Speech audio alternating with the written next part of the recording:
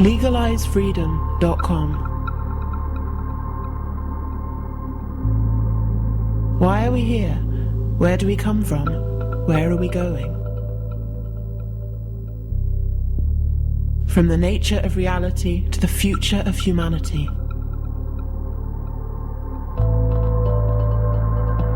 Beyond politics, poverty and war. LegalizeFreedom.com.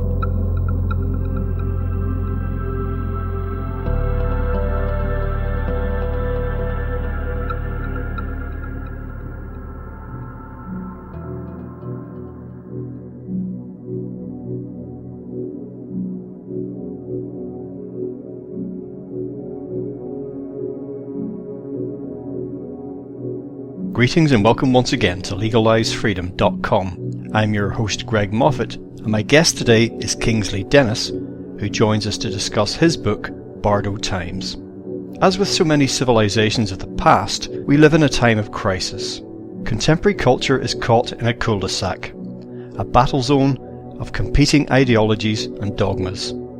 Although the human race has a long history of generating millenarian hype and apocalyptic panics, for many people, the state we're in right now really does have an air of gathering gloom and a palpable sense of something's got to give, unlike any in the past. Leaving aside religious rapture fantasies and the techno-utopian view which posits a future of immortal human-machine hybrids populating the galaxy, there are two basic schools of thought concerning what lies ahead. The first essentially predicts the extinction of most, if not all, life on Earth due to environmental collapse. Lights out, game over. The second envisions a sort of slow-motion apocalypse as the natural and man-made systems upon which modern society depends gradually disintegrate, making life as we know it, with its endless expansion and perpetual growth, simply impossible. With obstacles lying in every direction, where do we go from here? Hello and welcome, Kingsley, and thank you so much for joining us once again on LegalizeFreedom.com. Hi, Greg. Thanks, and good to be back. Kingsley, today we're going to be talking about some themes spinning off from your new book, Bardo Times. Before we jump into that, just tell listeners a little bit about your background and your work in general. Yeah, sure. Thanks, Greg. Well, my background, more or less, has been in sociology. I was working in sociology department in Lancaster in the northwest of England for several years. And I was looking at communication, technologies of communication, globalization, complexity, media and new media and that kind of area. And after several years of working there and working in various institutions around the world, I more or less decided to jump the gun and go freelance. And I went in freelance in 2009. And since then, I've been working on various projects. I think the first book that came out since my leaving the university was in 2011 called New Consciousness for a New World. And since then, I've been looking more or less at similar subjects about the changing world, transformations in society, technology, how we connect, how we communicate. And there's been the book, The Struggle for Your Mind, New Revolutions for a Small Planet, and those in that area. And generally, I've looked towards the kind of future or immediate future. And you know that we've talked about that in the past. Whereas now I've come back more or less to the present and having a look at what's going on around us. And that's what brought me to the material that I wrote now. Yeah, so the book very much concerned with the species, society, where we find ourselves right now. Perhaps you could throw some light on that by explaining the title Bardo Times, what you mean by that. Yes. Well, the thing is, well, first of all, I'd like to say that I spent a lot of time looking into the future, and I get to the point where I realize that looking at the future is probably the worst business to be in, because nobody can really know what's coming down the line. And so that kind of brought me to look at the present. But the present is not really, it's such a jumble at the moment. And I've talked in the past about how it's a transition time, and it is seeming like we're between two stages. It's like we've got off one train, we're waiting for the next one to arrive, and we're on the platform, and so much is happening around us. And that made me think about the term the Bardo, which in Tibetan Buddhism is meaning the time between lives, where after one life you get to, in the Buddhist philosophy, you get to reflect about what happened, and you tend to review it, and you also can get to decide about what you wish to accomplish in the life to come, and like you set out a plan for, like a soul plan, before you come back into incarnation. The Buddhists also say that if you left your previous life in let's say in a confusion, or through an accident, or untimely death, i.e. you didn't leave in preparation, then the Bardo time can be a time of confusion and disorientation, because you have to reorientate where you are, what happened where you just came from. And also the Bardo is, if you look it up in English or an English dictionary, it tends to refer to it as a liminal zone, where things aren't quite clear.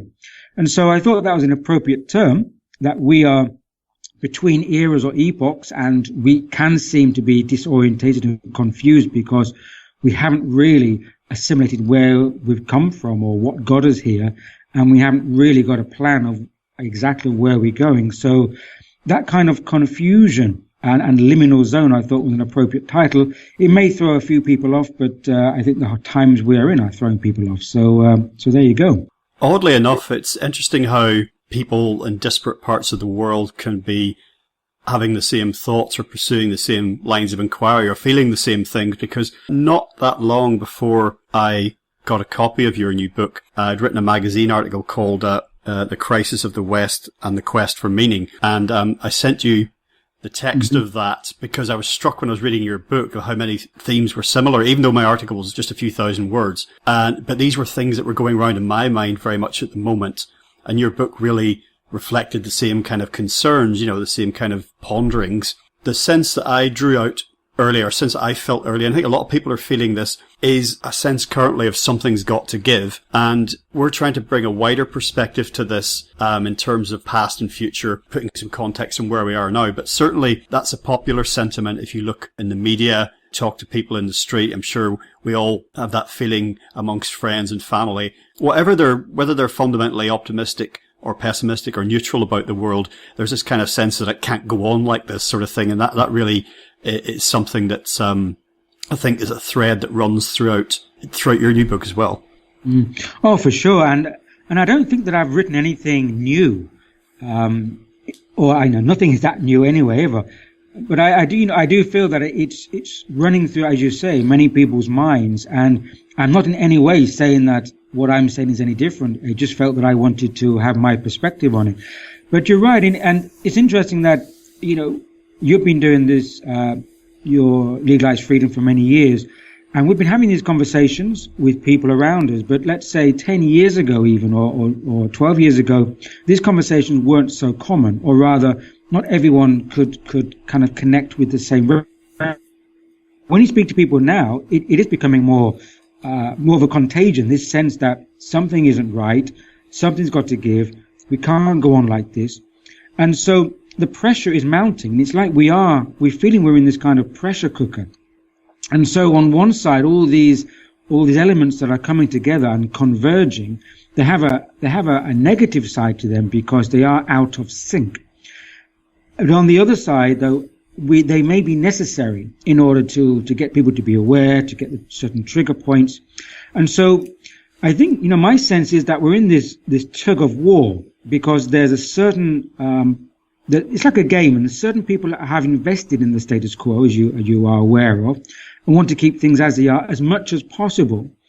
And of course, but so much needs to give that it's pulling against that. It is a kind of duality, a kind of, if you want to use an academic term, a dialectic. But from that, something is going to give, but how far down the rabbit hole do we need to go? And that's the kind of question I think is on many people's minds, Greg. Well, it's interesting that you say, that maybe 10 years ago or a little longer than that conversations like this weren't so common. I've been thinking about this and what has been changing in the meantime over that sort of time period. Maybe say the last 20 years, let's just stretch it out a little bit, basically since the turn of the century. And for me, there were certain events, or if not specifically events in phases, turning points that I think have had a great effect, sometimes very overtly, but certainly on our collective subconscious or unconscious. And I've got some numbers for you here. 1999, 9/11, 2012. And these were all significant in, I think, moving on the collective consciousness or impacting it in some way, maybe even retarding it in some way. I'll briefly run through them and you can give me your thoughts. 1999, for me, and historically this has happened again and again in human societies, coming up to the end of a century or the end of a millennia. It was certainly in the year 999, if we can believe chroniclers of history, that there was a lot of nervousness about what would happen, when they moved into a new millennium. And we've been talking, there's been apocalyptic panics throughout human history. But there was a certain feeling towards the end of the 20th century that the bright, shiny new future, the techno-utopian future was attainable and things were moving in that general direction. There was a lot of optimism and a lot of feeling as well that a lot of the nostalgia and looking back that had characterized some of those years we'd move away from that. It'll be a new century, looking to the future. Culture, an overhaul, and things would just free up a little bit. And what I found is that as the millennium flipped over, was that basically nothing changed. If anything, the retromania, to use Simon Reynolds, the author of the book Retromania, to use his phrase concerning popular culture, it just seemed to go into overdrive. So there was that kind of, something's got to change, but it didn't. I think that was an important point. I don't think that maybe a lot of people have really understood that. 9/11, we all know what happened on that day. And yeah, it's a cliche to say it changed everything. But I do think, for better or worse, some people benefited greatly from that. I feel that my own consciousness opened up somewhat after that. It was can I say it like this without sounding just disrespectful or controversial? But it was almost like a privilege to live through something like that in human history. An awful event like that, but something that perhaps was necessary in some way. 2012, we all know about that, all the hype leading up to that, and it was another something's got to change, a different subset of humanity wanting desperately for things to change. And then, of course, surprise, surprise, nothing did. So those are just some dates I've pulled out of the calendar, and I just feel that they were significant. And there's been more dates like that in the past, more phases, and no doubt there will be in the future. It remains to be seen. Yes, Greg, you're right. And, there always have been and always will be these significant markers as the dates you've just put forth. And also there are aspects and zeitgeist that come into cultures. So just to kind of add to what you put forth, you're right, because, out of the 70s, the people who lived through the 70s, 70s was a bit disruptive because there was the Middle East war as well, and that came after the 67 war. Then there was the oil crisis, and that pushed a lot of people into uncertainty. But then the 80s came from that, and especially in America with the Reagan years, there was a lot of money going around and a lot of wealth being created. And then you had this optimism in moving forward, which then what I call went into the kind of Filofax generation. You may remember in the 80s and 90s, people were, these kind of yuppies, and this phrase of the entrepreneurs, people making it, and that was all revving up into the millennium. And as you rightly said, millennium always has a very significant psychic pinpoint in people's minds. This kind of golden age comes around millennium. But of course, then we had the millennium bug, and the millennium didn't lead to anything. But shortly after, of course, there was this very significant event of 9/11, which, as you rightly say, impacted people's consciousness, because really it was a targeting date that was perhaps unprecedented with its media coverage. And it was this combination of the psychic sphere and the media sphere combining visually that the impact has been, I think, unprecedented. And of course, 2012, which was a combination of the history with the Mayan calendar coming into the zeitgeist and being utilized by this kind of internet generation. And I think it melded with this internet kind of memes, which was Newsphere, all coming together, which gave it such heightened hype. And so they were markers. And I'd also like to point out that another marker, a bit before that, in the 80s, was the planetary convergence, which was partly involved Jose Arguelles.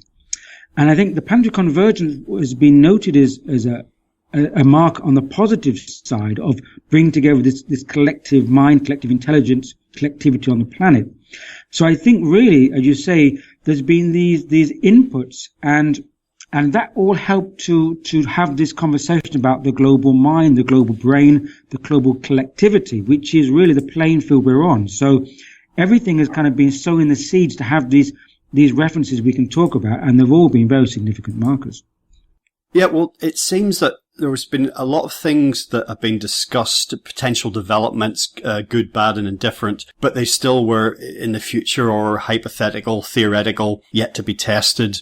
They were being worked towards or moved towards, but, we weren't there yet. So, and, there might have been problems with some of the visions for the future and some problems with the way we're operating in the present in the world. But it was always just saying, yeah, what we can kind of muddle on for the time being. What I'm specifically thinking of here is that we've had a sort of an industrial age, which has been running now for several centuries, and now a techno-industrial age that we've been moving through. And that paradigm was always intended to, or the promise was for the rest of us anyway, that it would lead through to more of the same really. But, remember the talk in the past of the leisure lifestyle, 3-day weeks, space tourism, robots performing mundane tasks. While all that stuff was being done, rubbish would be collected, cars would be manufactured, food would be harvested by robots.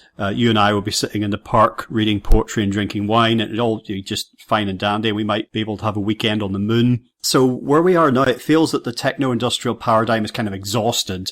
We've got increasing problems, economic, environmental, steadily getting worse. Even today on the news, there was a report here in the UK that whatever you think about global warming or climate change, put that to one side. But the news was that CO2 emissions from domestic homes, which is supposed to be decreasing, is actually increasing here in the UK, and I'm sure it's the same in most industrialized nations. At the same time, that promise of that utopian future, techno-utopian future, it's always just around the corner, and it seems further away than ever almost. So it's almost like we've got this one mode going, that'll lead into this other one, but now one is faltering and the new one hasn't arrived yet. And we see that, consumerism is stuttering, economic growth is faltering, and more and more people's thinking about the future is, apocalyptic visions are sort of the norm now. Talking about Bardo Times, I think that's my way of expressing one version of it, is, this one phase supposed to seeg seamlessly into another.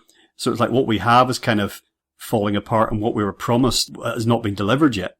Yeah, rightly so. And this is kind of the in-between phase where we're saying, well, what's going on? And you're right, you're right in that in the past we had this utopian kind of Jetson image, where you're in your jetpack, you come into your family and your food pops up from your table, and all these images. And I feel, what I feel was going on there is that there were parallel modes of thinking, but they were all linear modes. And I think we suffered from linear forecasting, because most forecasters and futurists, all they did was they extended the timeline. So, if we're here now, in 20 years we'll be there, if our advancements will go as we predict. And, we suffered from this linear thinking. And as you rightly have described some of the mess we're in, is that it's systemic.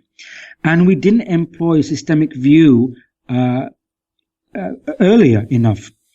And so this technology was just, let's just extend to the future. So if we went to the moon from the 60s onwards, therefore we'll have colonies on the moon and we'll go and visit the moon. But it hasn't been that way. And of course, the first kind of AI meetings in the 50s, where they talked about this technology, and Norbert Wiener coined cybernetics. It's in the 50s, and they thought that by the 60s and 70s would have AI.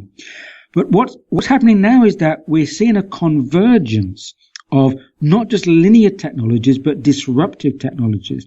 And I'm talking about nanotechnology, nanobioengineering, and of course the algorithmic kind of deep learning that's going on.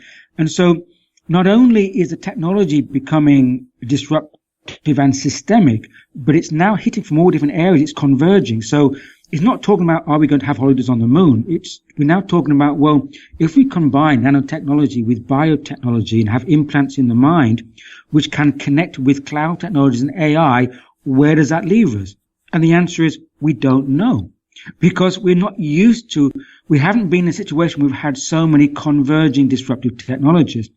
And so, and the environment as well, as you picked up on, and other elements, these are systemic, complex systems which we didn't have that perception of them in that way early enough. And so everything's coming home and hitting home, and it seemed like it's coming so fast. There is this sense of high velocity, hyper-reality, because, it's like waiting for a bus in England and nothing comes, and then, all of a sudden 5 buses come. And I think that's where we are now with our technology. It's all convergent, and it's all so new, Greg.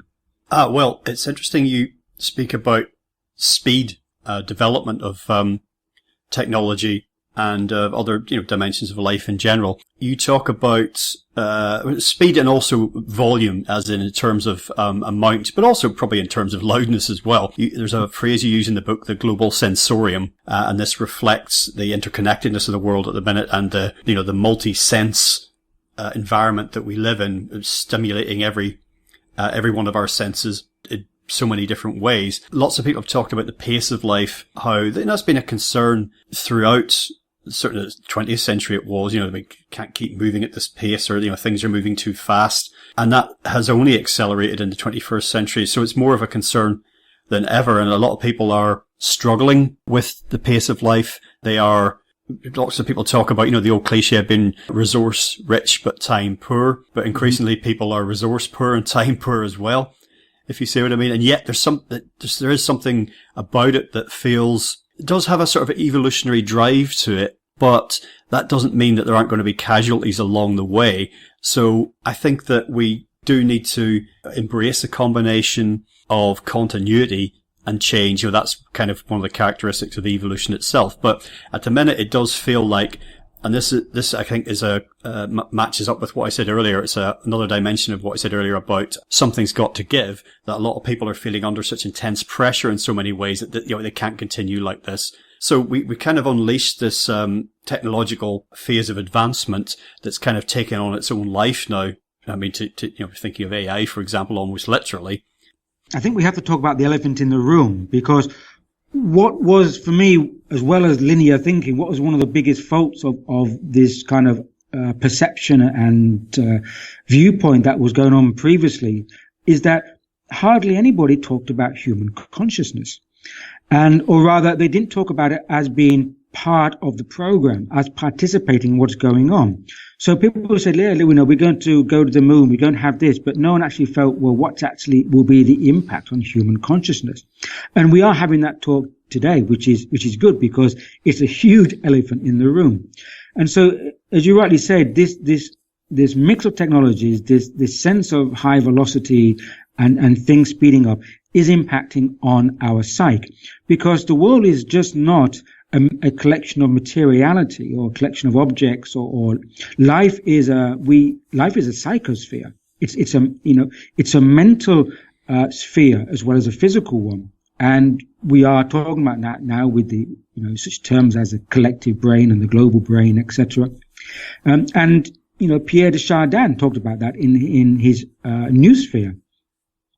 And so what I feel is going on is that when we talk about the world, we have to talk in the same breath as the psychosphere, because our consciousness is a part of that. And evolutionary mechanisms, as you touched upon, well, our brain, human brain was hardwired for a totally different environment, and the brain hasn't really changed much in the thousands of years that we've developed. We've gone through different civilizational phases, but the brain hasn't really rewired itself. And this is the thing which is important to me, is that I think we're in a phase now where we have to consider seriously what does it mean to rewire our brains, because neuroscience has said that there is this aspect called neuroplasticity, whereby the way if you use your brain differently, it will rewire itself and kind of cut off old connections and make new connections. So I think that depends on the impacts, external impacts we have to go through, internal life, i.e. our stresses, our emotional, mental states, and also our involvement with, let's say, devices, technologies, how we interact with them, how we interface will also create new brain patterns. So I think we're in a moment whereby we don't really know what's happening in our heads. All we know is that there's a lot going on, and so that's part of the equation. It's the planetary changes, it's the technological, social changes, and it's the feedback mechanisms, which is a loop going on with human consciousness, Greg. And I think that is, that's all the bigger picture. Yeah, I think that a lot of us are struggling with the pace of change. Also, just how many different advances are on how many different fronts. And a lot of these systems and technologies are potentially enormously beneficial. Can we imagine a world now without the internet, for example, across which you and I are speaking now? Very, very difficult to envisage. So the great potential benefits, a lot of these technologies, but it's almost like we haven't had time to assimilate them, or we're using them unconsciously. We're getting caught up in this sort of frenzy, and we're not having disconnected time to sit back and look and say just what's going on here, what's good in this, what's potentially negative in this. So we have this tremendously connected globe now, and yet we're very disconnected in many ways within it, disconnected from the world beyond our technology, the natural world, which we are part of, disconnected from each other in many ways. You know, we think of people sitting in the same room, all on their devices, not talking to each other. I've even heard of people in the same room sending a text message to one another, pass the salt sort of thing, you text, and disconnected from ourselves in many ways. So I don't think there's any going back from any of this in some ways, despite what some thinkers would like to see. But I just think that we're not integrating the technology and the advances terribly well at the minute. I think it's a case of like the tail wagging the dog in some sense. Yeah, and I think we have to realize that the technology is also very new. You know, you mentioned the internet. Well, I think the World Wide Web, that www that Tim Berners-Lee put out, I think it was only published in 94, and we've only really, had commercial internet really for maybe 25 years. But all these technologies, especially the dangerous technologies of surveillance and hacking, is really very, very, very new, especially in let's say civilizational terms, and even in terms of evolutionary, it's a tiny millisecond. So the bottom line is that we've got new toys and we haven't learned how to use them yet. And the old adage is that with someone with a hammer, everything looks like a nail. And I think that's more or less, in a crude way, catches it, is that we have the technologies and we use them in very basic ways. We haven't really absorbed them, assimilated them, or really developed ourselves as mature species to really amplify on them. And it will come. So I am positive that given time, we will be able to understand how better to use our technologies. But you're right, is that they're embedded and ingrained in our life, far more than we perhaps give them credit or realize. So, we wouldn't travel by planes. We wouldn't have our energy grids. We wouldn't have our groceries in the shops on time. We wouldn't have, most of our modern cars wouldn't work anymore. We wouldn't have navigation systems. We wouldn't have basically the infrastructure that now characterizes our modern life if it were not for the technological smart systems, which are moving more and more towards deep learning systems and algorithms. So we already have a dependency on them, but the question is like how we need a healthy dependency. We need to be a participating techno ecosystem. You're right, we can't go back. The genie's out the box. The tractor does not go back to the plow, and I don't think we're going to go back to a pre-digital age. The question is, we need to mature consciously and spiritually as a species to learn how to really work with technology so we are in a harmonious relationship and they work for us, not that we are slaves to them, which is what's happening. And also the gameplay is that technologies are being overly manipulated by small invested interests, and that is also creating an imbalance. So we haven't yet reached we're on the road to democratizing technology. Such technologies that we're using now, the communications are more democratized than ever before, but still not to the point where they need to be. So all that is still in the mix, and we are we're like infants on the playground, and we need time to grow up with our technologies. That's how I see it. The promise of the internet was always democratization, wasn't it, of information and access to information. And of course it got co-opted quite quickly because someone's got to pay for this. Not least, even just something as mundane as advertising, it kind of corrupts it in a way. The information, and then other people bring agendas to bear because, if so many people are getting their information from this source or sources, obviously the internet is full of garbage and full of wisdom at the same time, but it concentrates a lot of attention in a way. So of course people are going to want to harness that for their own ends, sometimes benign, well-meaning, sometimes malevolent, but whatever. In the news these days is lots of talk about fake news, alternative facts and everything else. And in many ways, I read articles and listen to commentary on a regular basis, and sometimes I think, we're becoming as a species, collectively out there in interweb land, we're becoming more difficult to bamboozle. It's harder for them to get their BS past us. And then sometimes I'll hear or read something, actually, it seems to be getting easier in some ways. So, but I think the tension between those two, it very much reflects the tone of the conversation we've had so far about being in this transitory phase and we're not quite sure where things are going. So it's becoming harder and simultaneously easier to bamboozle the masses. Well, that's it. It's going back to the old ways of propaganda, and it's just a different platform. And there's an interesting book called The Master Switch by Timothy Wu, an US academic who looked at the history of telecommunications into the internet, and there's always been a pattern of centralization. It's just the way that the industry has worked. So what I think we have is that, the old adage is, whoever builds a house on sand will collapse. We don't have our foundations right. And the foundations are the models of our societies.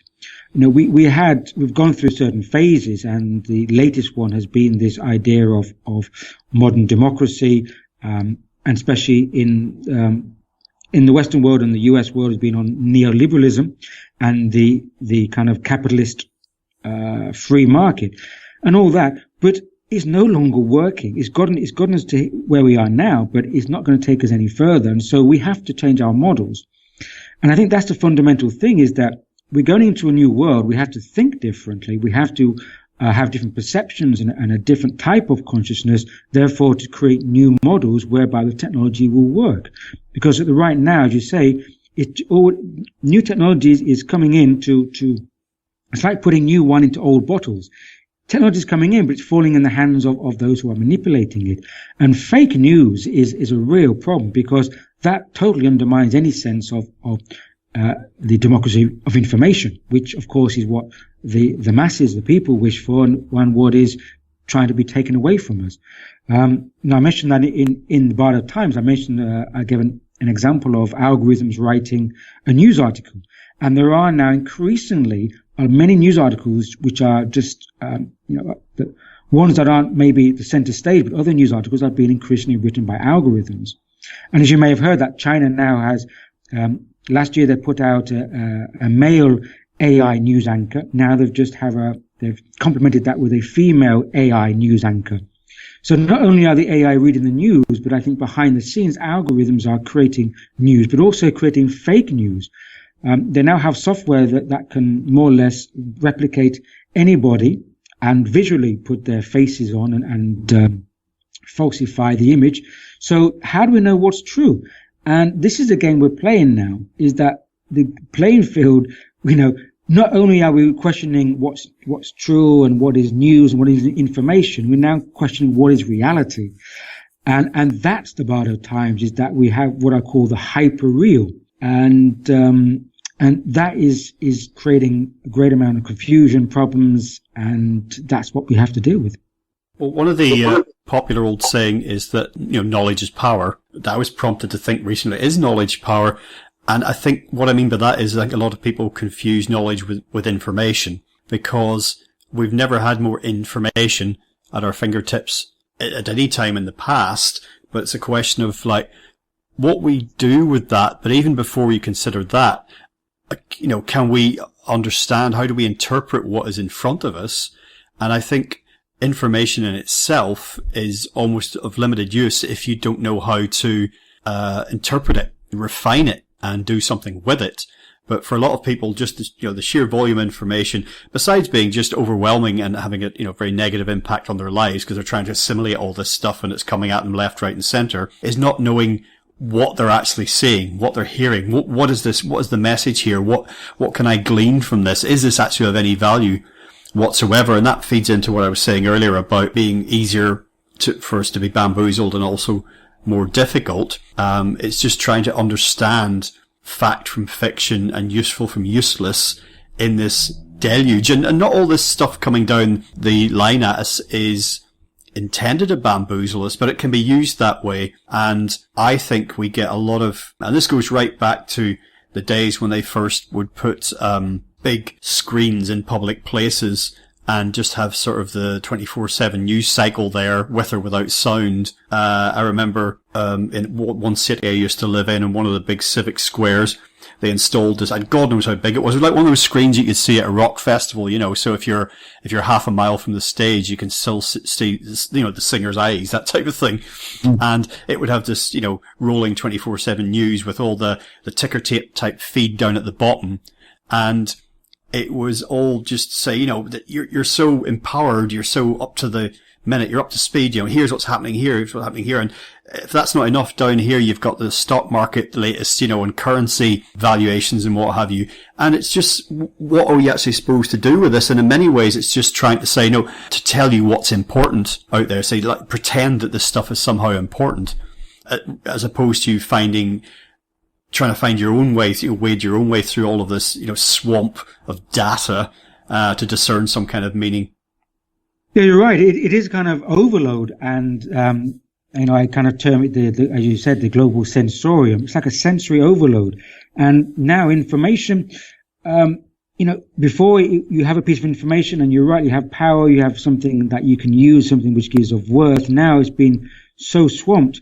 It also, my sense is that this overload of information is a way to bring people into the noise, to get us into the whole hubble bubble of everything. Because if you're distracted and participating in the news and reading it all the time and wanting to find out and want to follow it or get the latest, what you end up doing is playing the game, playing the system, and you can't see out of it. It's a way of kind of dragging you in. And my take on this as well is that this sensorium and this overload of information and this full on kind of hyper bubble that we're all being included in is that it's exteriorizing our lives, and it's taking away those space of the internalizing meaning of self-reflection, pulling back, trying to understand our inner landscape, what's going on with ourselves, trying to look after ourselves. We've kind of, I think in modern life is putting people more in just coping with the externals and just, running around with this game. And that, I feel that we've taken away from the inner worth of the individual.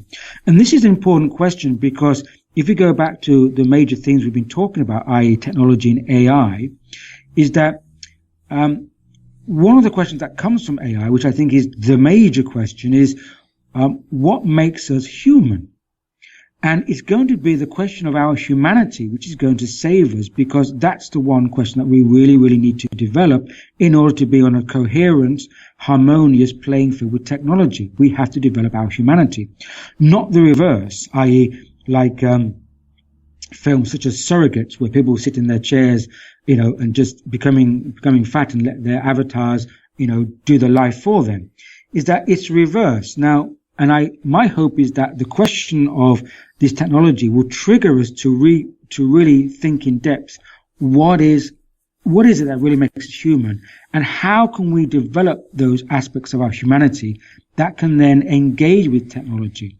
But if we're too busy being exteriorized and being involved with this noise, these screens, this information, then we're losing that touch of the interiorization. And I think that's also part of the gameplay that we're involved in right now, Greg. Well, thinking about this volume of sort of infotainment through the media and pop culture and politics and everything else. I'm reminded of the film The Matrix. Most people listening will be familiar with that. And in it, there's a conversation between one of the dark suits, one of the agents, and I can't remember if it's the main character, Neo, or someone else, but basically they're explaining the architecture of the Matrix and saying that there had been a previous version of it that was kind of too perfect. This artificial reality was created for humans, but they rejected it because everything was too good. And I almost wonder sometimes if some of us are complicit in this kind of dumbing down and this duping. Like, we're asking to be duped. We're asking to be distracted with the ticker tape nonsense about the stock market and about currency prices and about celebrity gossip and about awards ceremonies and dancing on ice and all the rest of it. You name it. Because the questions that you were posing a minute about, the big questions asking about where we might be in terms of our evolution, particularly in the context of consciousness, that's somehow to be avoided. It's almost easier to just wallow in this kind of the sea of garbage and to like put off contemplating about, our potential or where we are now, or even danger and threats that currently exist. It's like, the person who's going bankrupt and they take all the letters from the bank and put them in the garbage, that type of thing.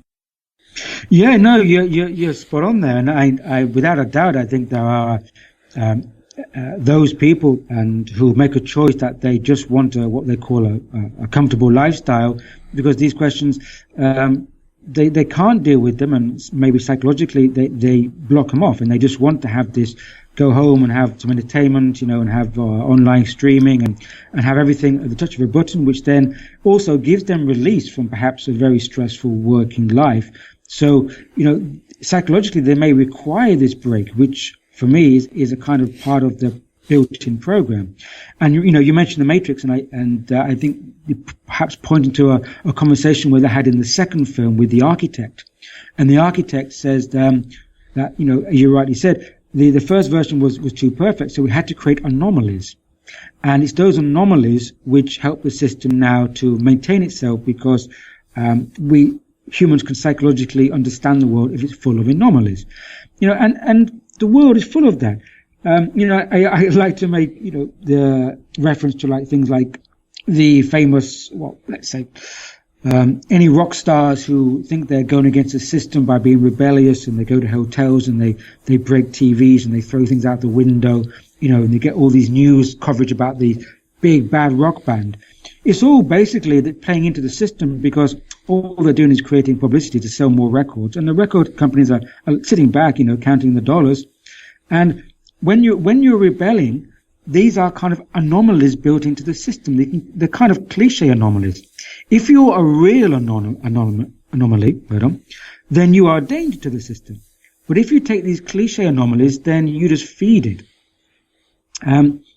But as you say, there are a percentage of people who just don't really want to ask these questions, and for some reason block them off. But I think we need to ask them. And I think there's another wonderful film that I like to refer to, and it came before The Matrix, and I'm sure you know it. It's The Truman Show.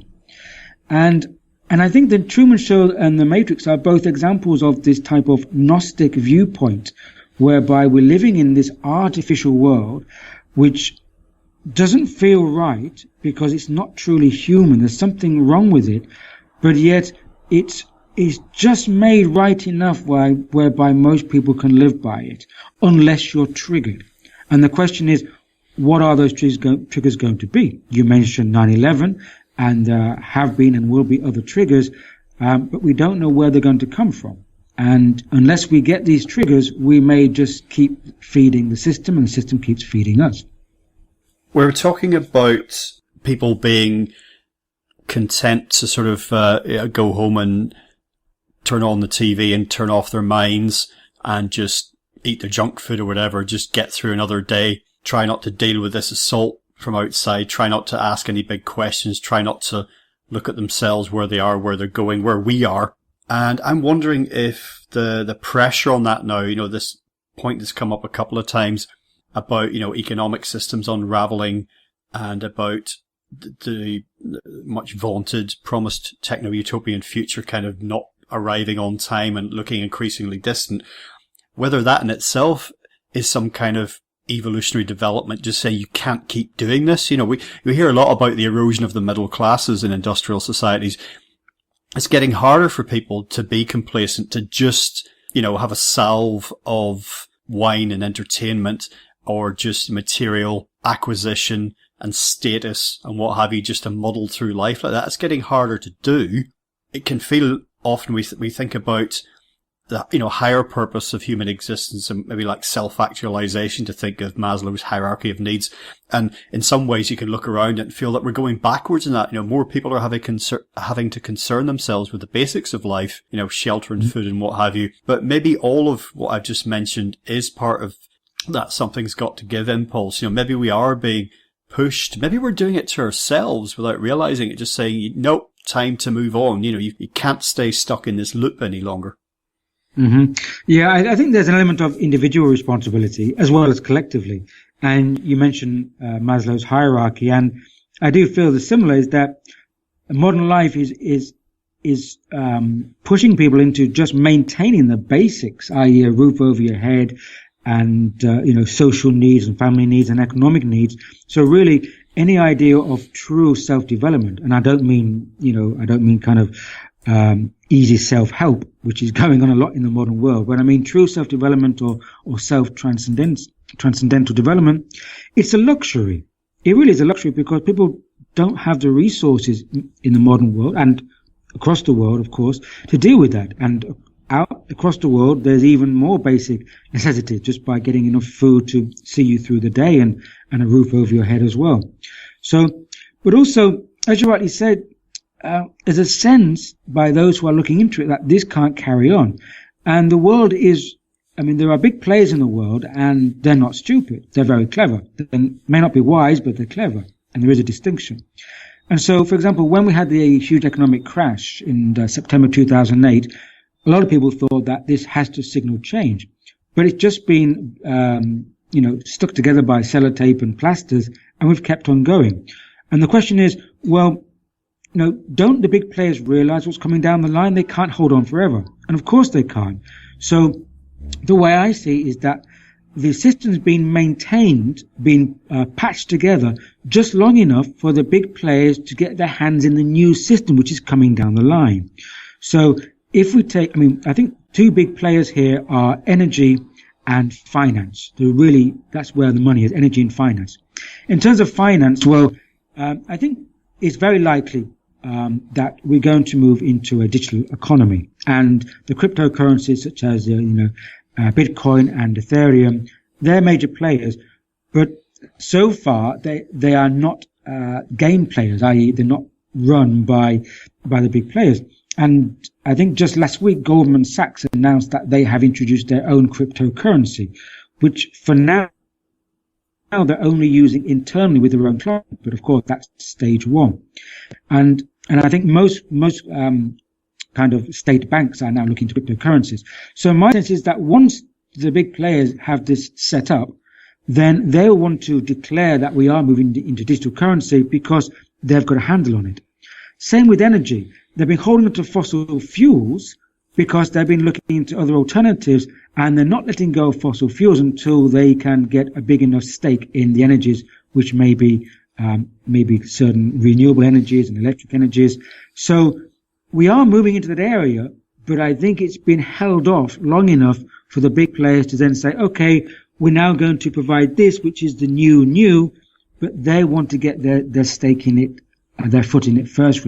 That's how it seems to be. I mentioned towards the top of the hour about dystopian visions, whether just in people's minds or reflected out into culture and indeed into real world events. They're kind of like the norm. Although we're told that, as a species we have a negativity bias, that's just, part of who we are. I've often wondered if the dystopian visions that we see presented so often now in popular culture, you just look at a lot of the, top rated TV shows and movies and what the visions of the future are about. And it's almost like it's kind of it's hip and it's kind of trendy and it's kind of, whatever form of dystopia it is, that things are going badly and they're going to get worse, whether it's kind of some sort of slow motion collapse or whether it's an apocalyptic event, and that any positive visions of the future are kind of like naive and unfashionable and like almost childish.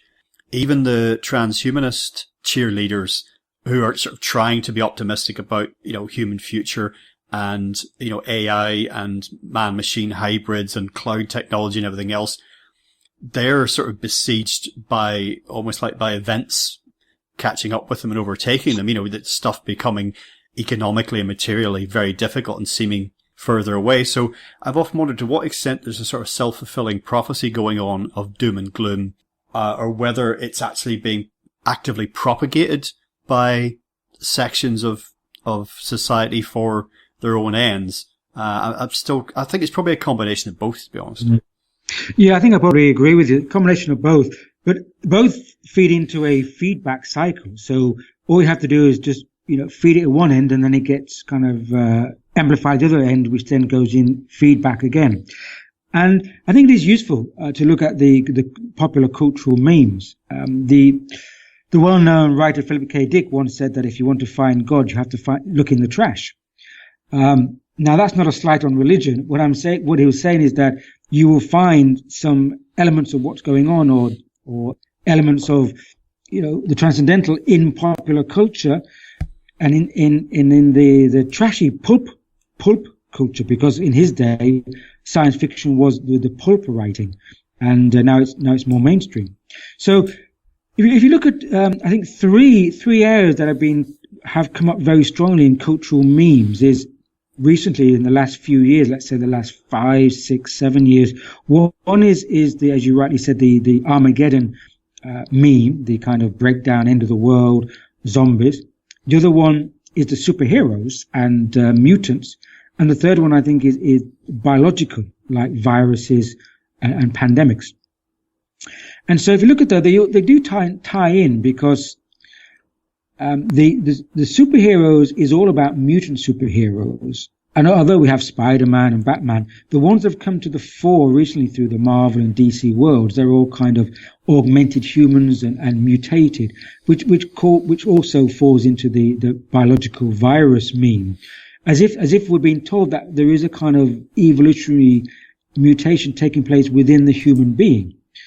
We don't know how it's going to take us, but it's taking us to a future whereby, example, in the X-Men, the mutants are seen as being a danger to society, and they're a new form which are not accepted, but they're there to help the world.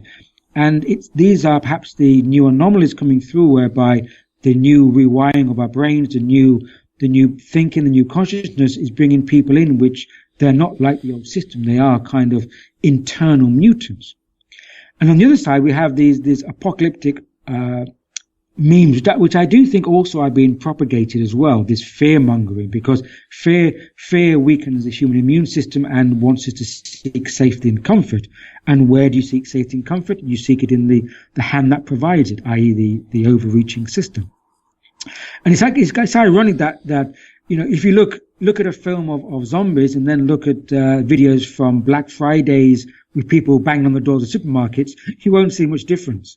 I think the Dawn of the Dead and Black Fridays are pretty much the same picture, which is ironic. So I think there's this undercurrent of we could be doing a kind of zombiness to ourselves if we fall in laziness to this mutational change which is happening in society, or we could take responsibility and engage with this change and create a positive pandemic, which is a mutation internally of human being to be better evolved and better wired to the world that's coming into play. And again, I think that is a duality, the zombie or the positive mutation. Yeah, there's a central point there you've made which I want to address. I'll do that just in a second, but before I do that, I don't want to forget to ask you about your general feelings about AI and transhumanism. In very general terms, I think that some of the hopes and some of the promise of it is kind of misplaced, in terms of like artificial consciousness, that is to say somehow generating consciousness within a machine or some kind of computerized system. I think it misunderstands what consciousness is. And in terms of transplanting it, your consciousness or my consciousness into some other vessel, again, I think is misunderstanding how this works.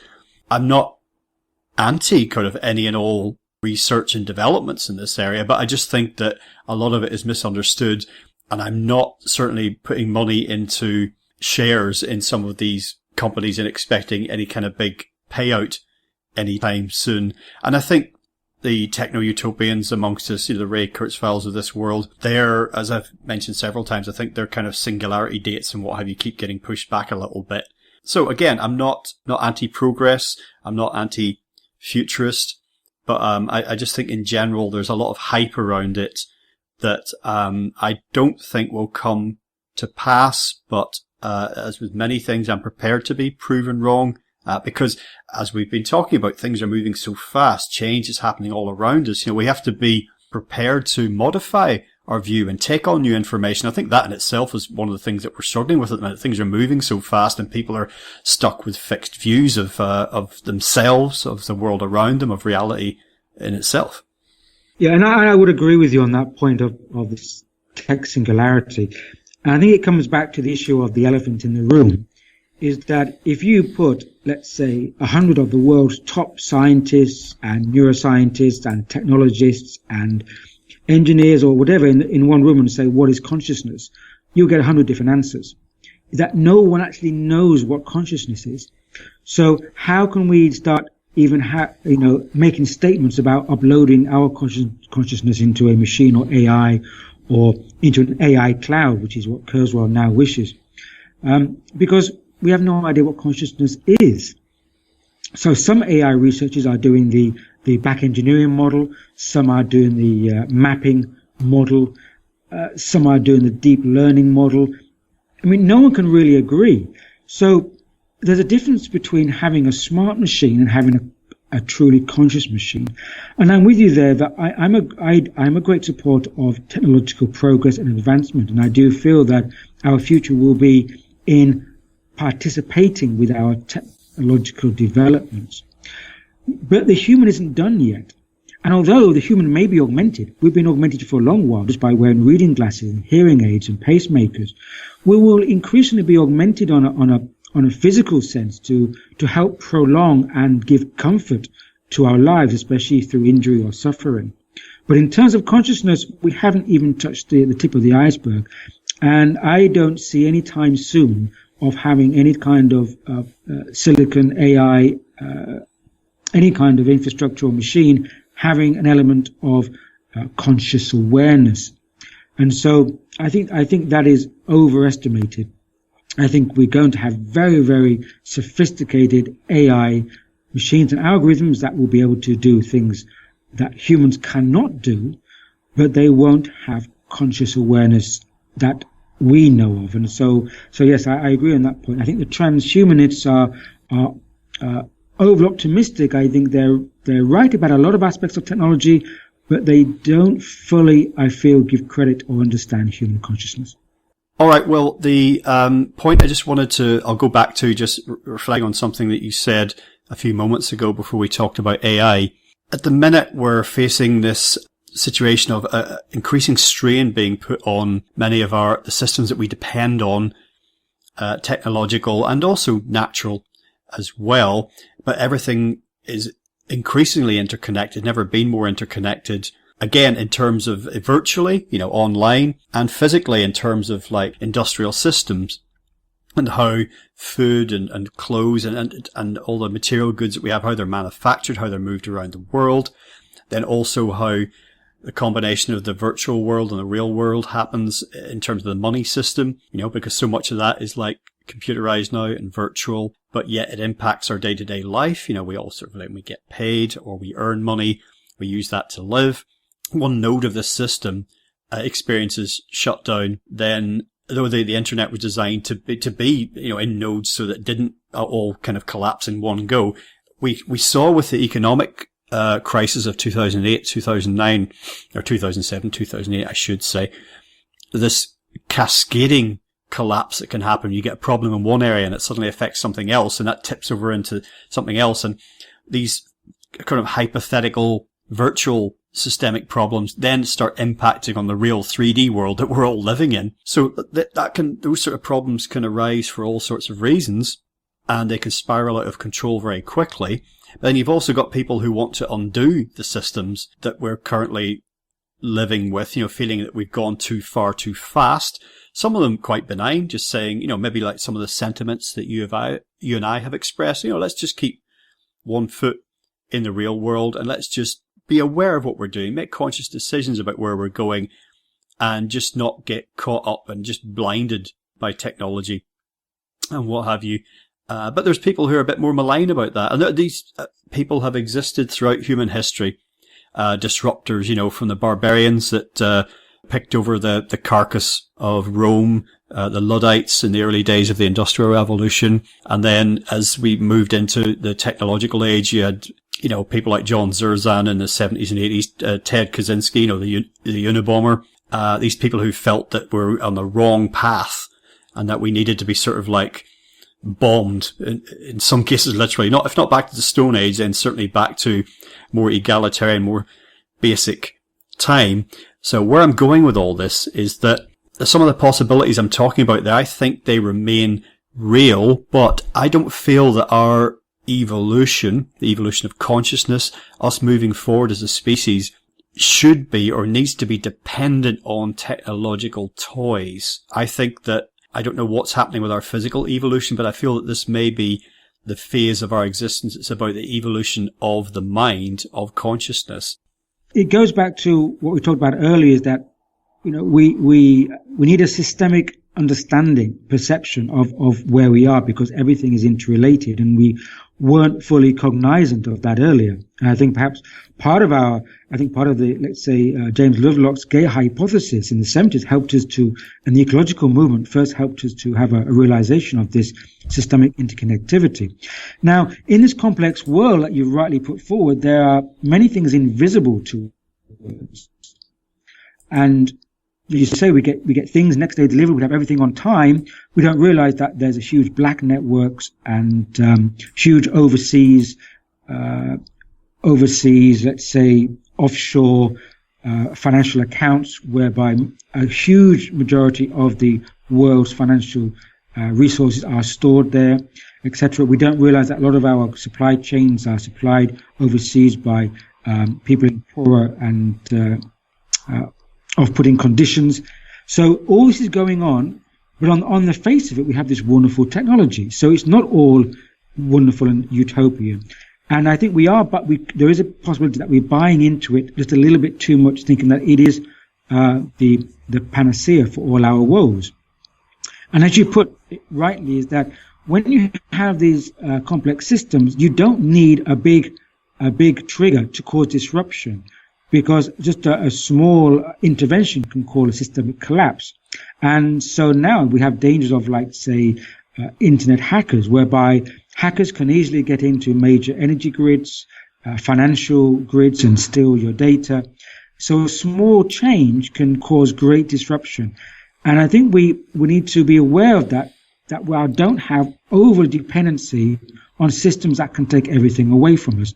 So the question is, we can use this technology in a way whereby actually we can live in a more, almost stepping back, not stepping back to the Stone Age, but stepping back into a more, into a rhythm which suits human beings. And to give an example, I mean, I am technologically inclined. I do love technology and love to use it and understand it. But I live in the countryside. I don't have water mains. I live off a water well. I live off bottled gas. I don't have a landline. I have a satellite antenna. And so if I had the means, I would go, and this is where my thinking is taking me, I would like to go completely off grid. And I would like to see more communities using these technological grids, but for a better, harmonious way of life that appeals to them. So just because we have the technology, we don't have to live in these conditions. We can start to think and create conditions for ourselves using their technologies. If we have, let's say, localized energy grids, localized communications, renewable energy. We can still live global lives, communicating across the globe, having latest technologies, information, but we don't have to be in this kind of hyper-real bubble, this hyper-normal bubble. And I think this is the question which we need to ask ourselves. How do we use technology to create a lifestyle which is more in keeping to the human rhythm, to the human development, and to our sync of evolution of the human, and not without thinking being taken down this technological road which is actually entrapping us rather than liberating us? And I think that's the question there, Greg. Closing thought, Kingsley. When we last spoke back in 2014, we were talking about your book, The Phoenix Generation, and you felt that their impact would really begin to show itself around 2030. I know that was just a date, and you're not to be necessarily held to that. When we look out today, quite often, I often think we've got a sort of more of a headless chicken generation currently. So how do you feel about what you wrote then in terms of what's happened in the intervening years, where we're headed? Well, overall, I'm still positive, and I still feel that there's a segment of the younger generation growing up who by around 2030 will be more participating in social events and projects. But I see that it's not going to happen in any uniform way. And this crash of mainstream life, mainstream narrative, mainstream technological propaganda, it's spreading faster than perhaps I anticipated when I was thinking and writing that book around 2012. And so, but I do agree that I do feel it's going to come, but I think we're going to see it more as the anomalies. So it's not going to just be a shift over through society. I think we're going to see more of the anomalies coming in pockets. And this is also, I do sense that a lot of these great projects going on around the world, and they are going on, but they're being marginalized. They're not part of mainstream information or main news. They are happening. Perhaps they are part of the invisible spectrum as well. So I do have faith that they're coming along, but it's going to be uneven. It's going to be bumpy, and it's probably going to take a bit more pushing than we anticipated. Kingsley, today we've been talking about ideas and themes drawn out in your new book, Bardo Times. That's available everywhere. Just before we sign off, tell listeners about your website and anything else you'd like to share. Well, thanks, Greg. My website is kingsleyddennis.com. So just Google my name, Kingsley Dennis, and you perhaps find it. I have about 50 articles, all downloadable to read as well. So there's information there, and you can find me on YouTube. And I've just released an album, by the way, which you can find on Bandcamp as for free streaming, and on Spotify. The album is Bardo Times. I've put some of my chapters into music with a colleague of mine, Hydra Cognitiva. So listen to that as well, and do your own homework, make your own mind up, and don't take what I say as the word. Find it out for yourself. Splendid. Well, Kingsley, once again, thank you so much for joining us today on legalizefreedom.com. Thanks, Greg. It's been a pleasure, and I hope it won't be the last time.